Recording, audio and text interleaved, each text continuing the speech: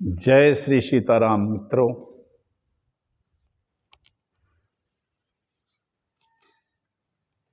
श्रद्धालु बंधुवर,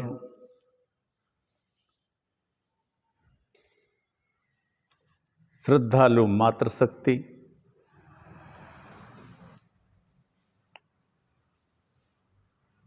श्रद्धालु माताओं, वंदनीय भक्तजन, वंदनीय गुरुजन, वंदनीय विद्वज्जन और वंदनीय हमारे देश की मातृशक्ति। मैं टीकमगढ़ मध्य प्रदेश से डॉक्टर राजेंद्र मिश्रा आप सबको प्रणाम करता हूं, स्वीकार करें। मित्रों, पिछले लगभग 5-6 वर्ष से मैं एक पुराण को कहता हूं, कोशिश करता हूं कि आदि से अंत तक पूरा पुराण कहा जाए। उसी क्रम में इस समय मैं देवी भागवत की कथा कह रहा हूं। कथा तो खैर बड़े बड़े विद्वान कहते हैं, मैं एक थोड़ा सा प्रयास कर रहा हूं।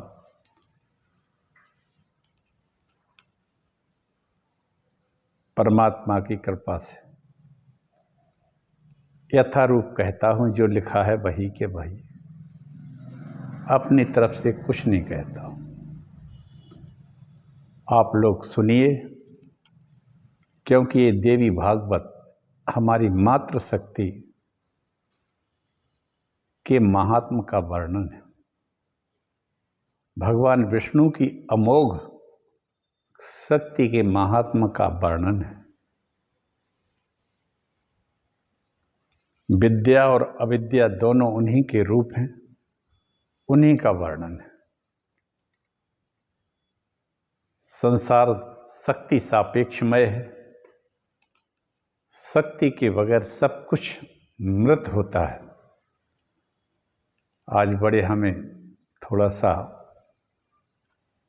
अफसोस है कि अभी एक यूजीसी नाम का एक कानून 13 जनवरी को संभवतः ऐसा बताया है न्यूज में, लागू किया गया है। जिन सवर्णों ने और सभी लोगों ने भूखे प्यासे रह के, मर के, कट के बीजेपी के लिए आगे बढ़ाया और सर पर बिठाया, देश में धर्म की स्थापना रहे, इसके लिए आज उसी बीजेपी के ही नेताओं ने यूजीसी नाम का एक काला कानून कहें लागू कर दिया है। वो भी हमारे छोटे छोटे बच्चों पर, कॉलेज में पढ़ने वाले छात्रों पर। सही तो ये कानून क्या है? इस कानून के अनुसार देश में सवर्ण के यहाँ जन्म लेना ही अपराध हो गया है। सवर्ण का यहाँ जो बच्चा होगा वो एक अपराधी ही होगा, ऐसा इस कानून की अवधारणा से लगता है, जो बता रहे हैं बड़े बड़े मनीश्वर। भगवान करे सद्बुद्धि आए और जिस बीजेपी ने राम मंदिर का निर्माण किया, उन्हीं राम जी की इस जनता पर अन्याय ना करे तो अच्छा है।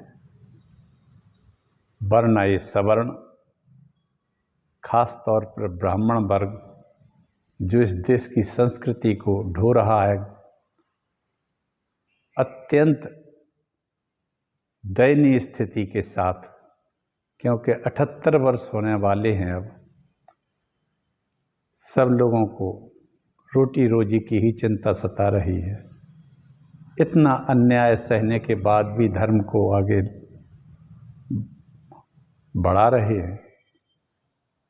ऐसे सवर्णों के बच्चों का ध्यान रखते हुए सरकार इस निर्णय को वापस ले ले, यह मेरी करबद्ध प्रार्थना है। देवी भागवत में शक्ति का महात्म्य है। मित्रों, 25 करोड़ सवर्ण हैं लगभग। आप लोग भी अपने संगठित होकर शक्तिशाली बनिए। 25 करोड़ की संख्या और लोगों की भी है, उनसे सरकार डरती है, उनके सब काम करती है, लेकिन ये 25 करोड़ छिन्न भिन्न है। इसलिए आप लोग भी इकट्ठे रहिए। हनुमान जी की विशाल वानर सेना भी इकट्ठी ही थी जब ही रावण से जीत पाई थी। तो आइए हम उसी शक्ति की महात्म का वर्णन करते हैं। मैंने अभी कहा था कल तक पिछले एपिसोड में कि भगवान कृष्ण ने कंस का वध किया। कंस कालनेमी था, मामा होते हुए भी उसने अपने भांजे श्री कृष्ण को, बलराम को मारने का अथक प्रयास किया, लेकिन वो सफल नहीं हो पाया और अंत में मारा गया। उसका ससुर जो जरासंध था, उसकी 2 लड़कियां अस्ति और प्राप्ति कंस को ब्याही थी। उसके कारण उसको बड़ा गुस्सा आया और शिव जी और कृष्ण भगवान के ऊपर उसने चढ़ाई की। 1 बार नहीं, 17 बार, और वो हर बार असंख्य अक्षौहिणी सेना लेके आता था और भगवान ने धरती का भार कम करते रहे और उसको छोड़ देते थे ताकि वो बार बार ले आए। एक बार उसने कहा ब्राह्मणों से कि तुम लोग इतना ज़्यादा भजन करो कि हमारी जीत हो, अगर मेरी जीत नहीं होती है तो मैं तुम लोगों का वध कर दूंगा। भगवान को पता लगा तो भगवान ने उसको इसलिए जिता दिया ताकि ब्राह्मण मारे ना जाएं, निरपराध ब्राह्मण नहीं मारे जाएं, और राजाओं को भी बंदी बनाया था तो राजा भी नहीं मारे जाएं। और इस तरह भगवान रणछोड़दास रण को छोड़ के भाग गए और चले गए दौड़ते हुए द्वारिका में भगवान ने सब पूरे परिवार सहित वहाँ अपना निवास स्थल बनाया, द्वारिका को सजाया। पीछे पीछे कालियाबन भी जाता है। भगवान एक गुफा में चले जाते हैं, वो पीछे पीछे जाता है और वहाँ मुचकुंद के द्वारा वो भस्म कर दिया जाता है। भगवान की लीला है। पीताम्बर उन्होंने उड़ा दिया था महाराज मुचकुंद को। मुचकुंद थके हुए पड़े थे, सो रहे थे। ये उनको वरदान था कि जब आँख खुलेगा जो सामने आएगा वो भस्म हो जाएगा।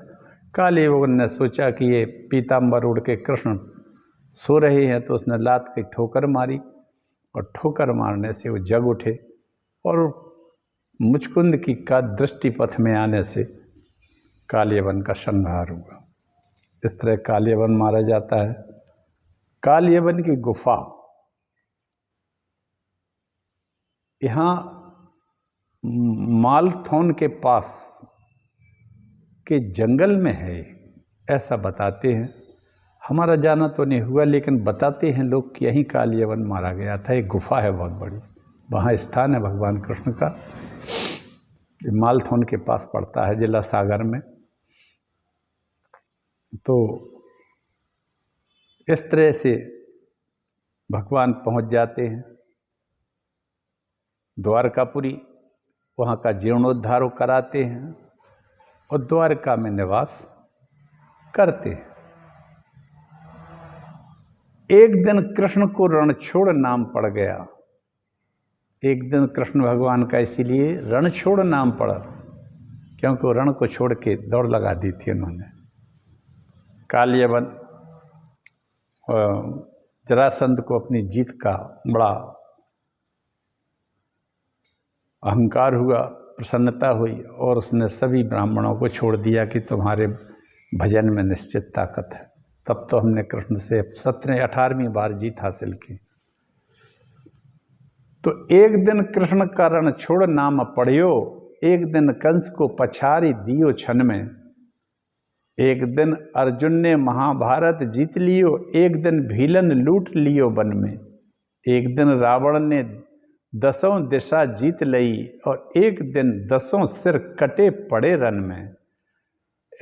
एरे नर ज्ञानी तो काहे पे गुमान करे, सूरज की 3 गति होती एक दिन में। सूरज की भी 3 गतियां एक दिन में होती हैं, इसलिए से सामान्य नर प्राणी मनुष्य तुम अपने छोटे मोटे पदों पर आके काहे को अभिमान करता है। और इसलिए भगवान श्री कृष्ण का नाम रणछोड़दास जी पड़ गया। आइए, इस चौथे स्कंद की कथा है, एक थोड़ा सा मंगलाचरण करके आगे की कथा कहता हूँ।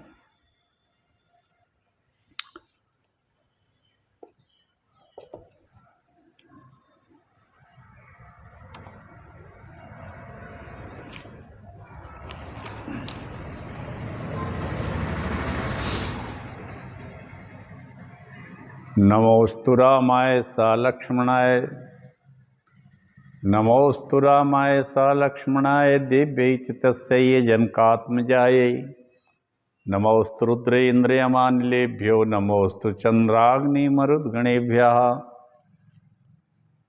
व्यापक ब्रह्म निरंजन, निर्गुण विगत विनोद, सो अज प्रेम भगति रस, कौशल्या के गोद। सहज प्रकाश प्रकाशक राम, सहज प्रकाश रूप भगवाना, नहीं तह पुनि विज्ञान बिताना, मायाधीश ज्ञान गुण धाम। बिनु पग चले विनय सुर, बिनु पग चले सुनय बिनु काना, बिन कर बिनु करम करे जगना। आनन रहित सकल रस भोगी, बिनु वाणी वक्ता बड़ जोगी। राम ब्रह्म व्यापक जग जाना, परमानंद परेश पुराना, परमानंद परेश पुराना। जय सच्चिदानंद परधामा, एक अनेह रूप अरूप अनामा। व्यापक रूप विश्व भगवाना, ते धरि देह